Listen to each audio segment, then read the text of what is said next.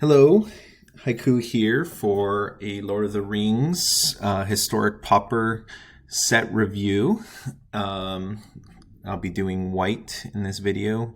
And this time when I go through the spoiler, I'm going to split it up into a video for each color and then do one for colorless. So there'll be a lot shorter videos.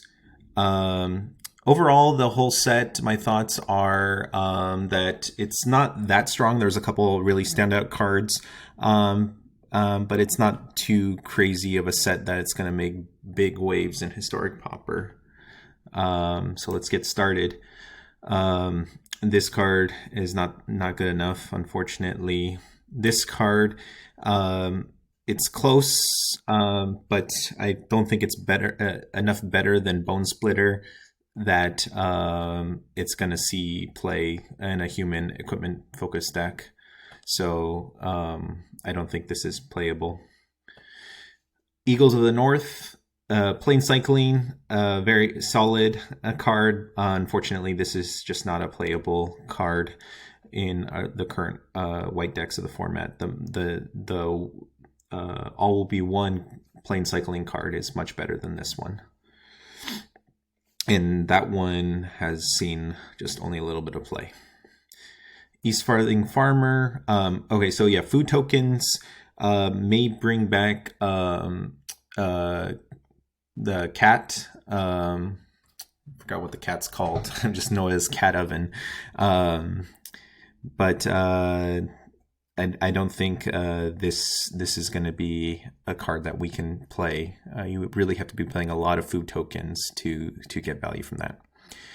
Eastmark Cavalier, basically a pseudo Death Touch in white, not playable. Aaron Rider of Gondor. This card, there's a lot of legendary focus cards. The only way to get legendary is to do the Ring Bearer mechanic, and so I don't think this is consistent enough that you want to play it. There are a couple of ring bearing cards that I'll talk about that I think could see play, but this card that really is only good if you have a legendary creature or if you have a ring bearer, basically, makes it not the best. This is just a functional reprint of another card that does not see play, so that won't see play. Esquire of the King. This card is interesting, but overall I don't think it's going to see play because the other pump cards, the banner card where you sack it when you don't have to tap itself, and it costs a lot less. And then there's also the unicorn, which you don't have to tap the unicorn. So the fact that it can be cheaper if you have a ring bearer, I don't think it makes it good enough to see play. Fog on the Barrow Downs, just a passivism that has a slightly other interesting thing going on with it, not really playable. Hobbit Sting, again, food tokens mattering.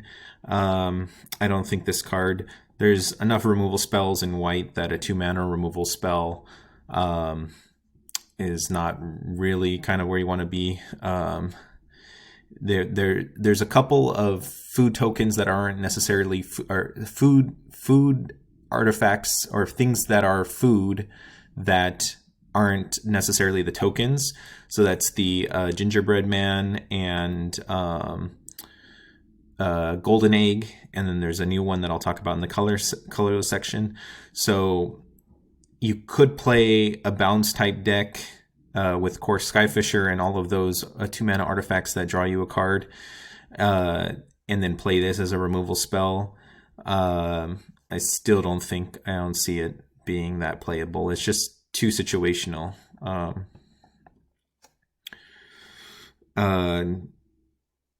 This card, Nimble Hobbit, again, another food matters card. I don't think this effect is good enough with just 1 power. So unfortunately not. Now this one, Now for Wrath, Now for Ruin, is reasonable. It's strictly better than the Adamant card that gives +1/+1 counter or I think that other one gave them indestructible. So the fact that this adds the ring tempts you may be a little bit of a consideration, but no white decks at this point are really go wide. They're more like flyers, and not really flyers that they're either stacking a couple enchantments on or just kind of spreading out flyers, but not really creating a lot of tokens that is going to really pay this off. So I don't think the addition of Ring Tempts You is going to make this card playable.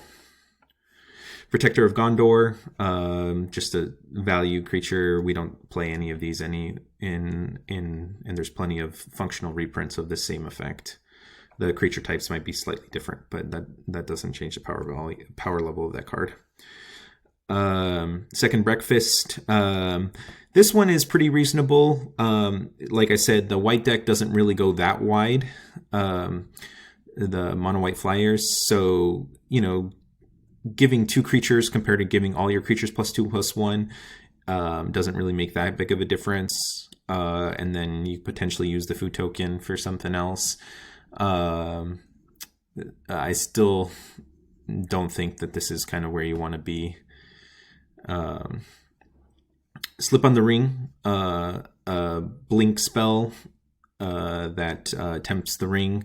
This may see play. I don't think the ring temptation is gonna really pay off, except for ninjas. I think that's one deck that can really take advantage of the ring tempting you.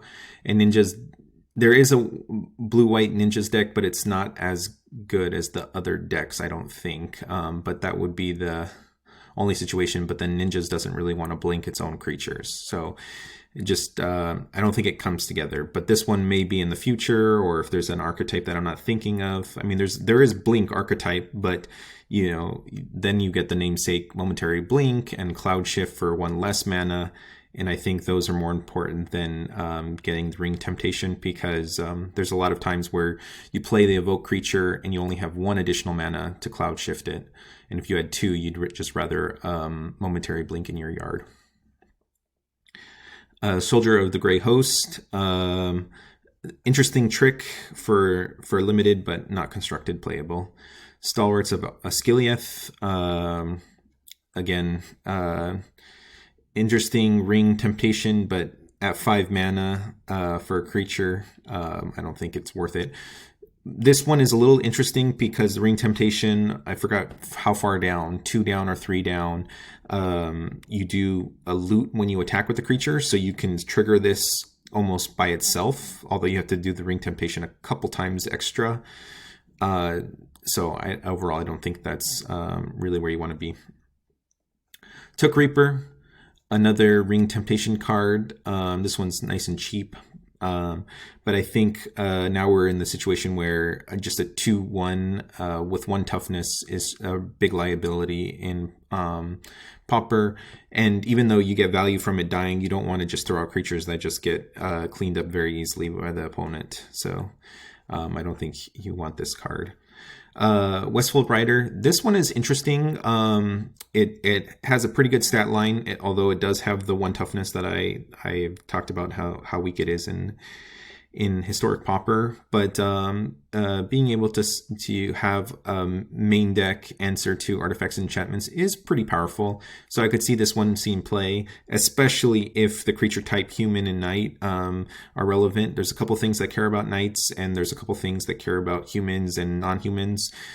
So I certainly can see a deck that would play a couple of these just to beat down and then occasionally get value by destroying a key artifact or enchantment from the opponent. So overall, not really that much in white that's calling out to me that it's going to be super impactful in constructed pauper. I'll be moving on to blue next.